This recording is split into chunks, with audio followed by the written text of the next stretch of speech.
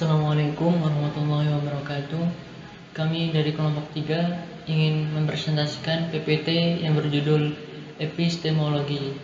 Kami di sini beranggotakan 4 orang, yaitu Muhammad Syahrul Munir, Muhammad Khairul Amin, dan Desi Rahmawati, serta Anissa Rahmanita.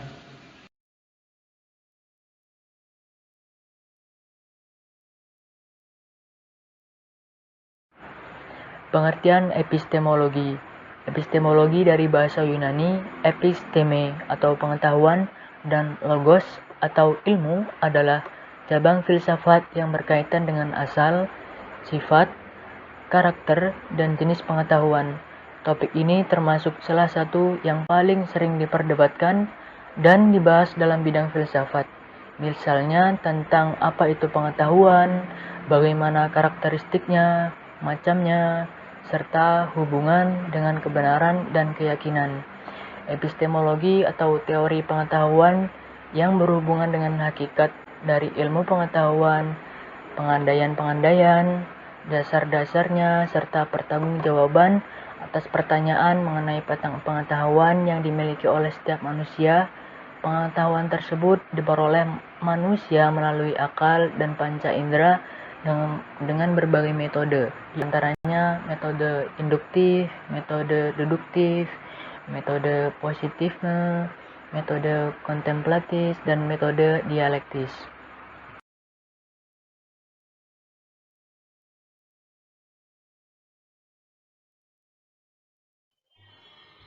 Selanjutnya yaitu epistemologi menurut para ahli. Yang pertama, Abdul Munir Mulkan, yaitu segala macam bentuk aktivitas dan pemikiran manusia yang selalu mempertanyakan dari mana asal-muasal ilmu pengetahuan itu diperoleh. Yang kedua, Mujamil Qomar, yaitu bagian ilmu filsafat yang secara khusus mempelajari dan menentukan arah dan kodrat pengetahuan. Yang ketiga, Anton Becker, yaitu cabang filsafat yang berurusan mengenai ruang lingkup serta hakikat pengetahuan.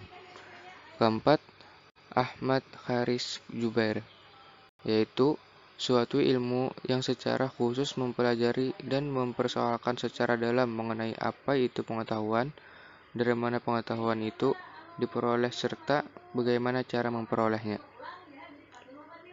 Terakhir yaitu Jujun S. Surya Sumantri, arah berpikir manusia dalam menemukan dan memperoleh suatu ilmu pengetahuan dengan menggunakan kemampuan rasio.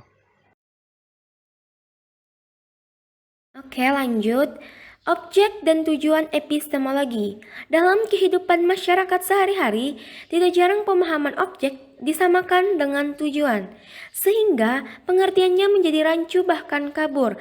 Jika diamati secara cermat, sebenarnya objek tidak sama dengan tujuan. Objek sama dengan sasaran, sedangkan tujuan hampir sama dengan harapan. Meskipun berbeda, tetapi antara objek dan tujuan memiliki hubungan yang berkesinambungan, sebab objeklah yang mengantarnya tercapainya tujuan. Jacques Martin mengatakan, tujuan epistemologi bukanlah hal yang utama untuk menjawab pertanyaan, apakah saya dapat tahu?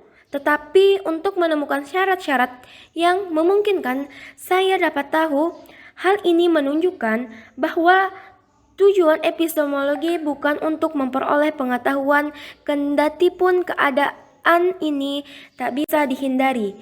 Akan tetapi, yang menjadi pusat perhatian dari tujuan epistemologi adalah hal lebih penting dari itu, yaitu ingin memiliki potensi untuk memperoleh pengetahuan.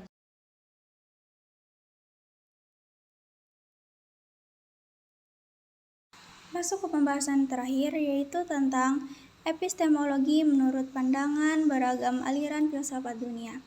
Yang pertama, epistemologi idealisme. Epistemologi idealisme ini meniscayakan kurikulum yang digunakan dalam pendidik pun lebih berfokuskan pada isi secara objektif, menjadikan beragam pengalaman belajar sebanyak-banyaknya pada subjek didik untuk mampu menggerakkan jiwanya pada ragam realitas yang akan menjadikan cara berpikir dan analisnya terhadap keseluruhan realitas pengalamnya. Yang kedua, Epistemologi realisme.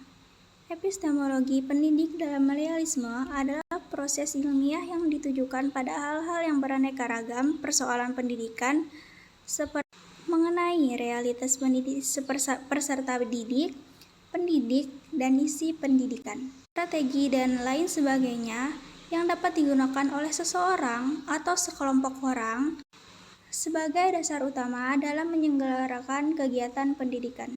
Yang ketiga, epistemologi pragmatisme. Menurut kaum pragmatisme, tidaklah dikatakan pengetahuan jika tidak membawa pada perubahan bagi kehidupan manusia. Jadi, nilai pengetahuan dilihat dari kadar instrumentalianya yang akan membawa pada akibat-akibat baik yang setelah atau yang akan dihasilkan oleh ide pikiran dalam dunia pengalaman nyata. Yang keempat, epistemologi eksistensialisme. Epistemologi ini adalah suatu eksistensi yang dipilih dalam kebebasan. Bereksistensi berarti bereksistensi dalam suatu perbuatan harus dilakukan oleh setiap orang bagi dirinya sendiri.